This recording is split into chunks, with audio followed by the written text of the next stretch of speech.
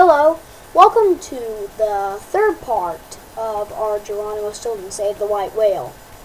Okay, Chapter 6. He's a mess. Lulled by the sound of waves, I was about to drift off to sleep, but suddenly three frail voices woke me up. "It's him, ladies. Are you sure, Mitzi?" "You ask him, Gertrude." "Excuse me, aren't you Geronimo Stilton, the big shot newspaper mouse?" I opened my eyes. Three old ladies stood over me. Yes, I'm Geronimo Stilton," I said. "He's much better looking in photos, don't you agree, Mitzi?" the first mouse commented. "Oh, definitely, Gertrude," the second mouse said. "Look at his fur. It's all knotted." "And what's with his eyes? Are they crossed? What do you think? What do you think, ladies?" "He's a mess," the third mouse announced. I sighed. I felt pounding headache coming on. "Sorry to disappoint you," I said. I was about to close my eyes again when one of the old ladies pulled out a huge stack of papers. "Even though you're a mess, we still want your autographs. Can you sign one for each of us and one for all of our friends?" I gulped. If my eyes were crossed now, they would be by the time I finished signing all those sheets. It would take me hours. But what could I do? After all, I am a gentle mouse.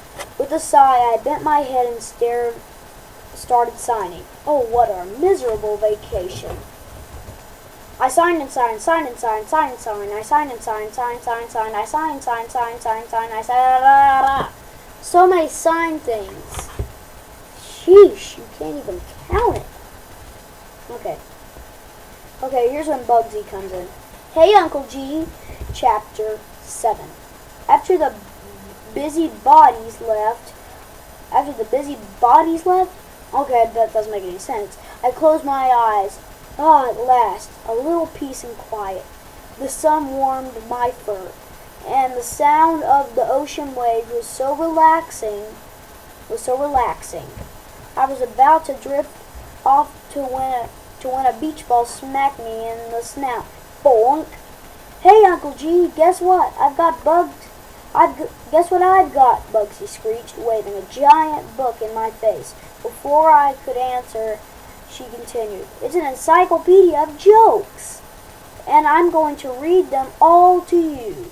Every single one." For the next hour, Bugsy forced me to listen to the most ridiculous jokes ever. By the time she was done, I thought my head would explode. Oh, what a miserable vacation.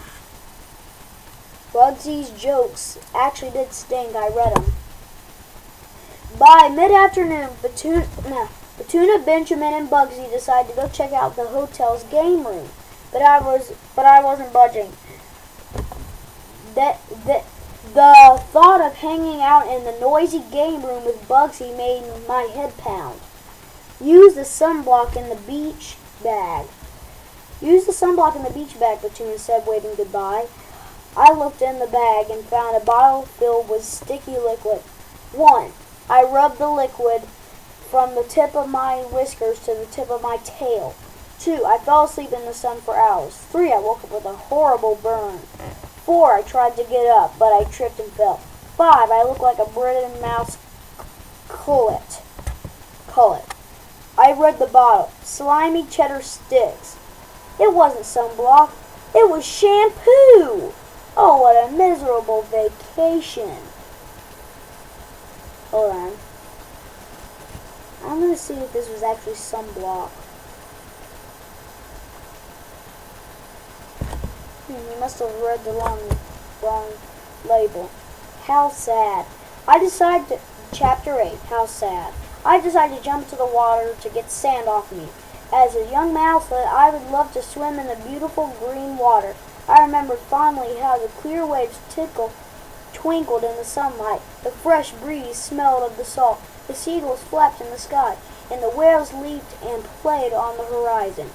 Now ugly trash floated here and there in the waves. The air stunk of smog, and there was no whales in sight.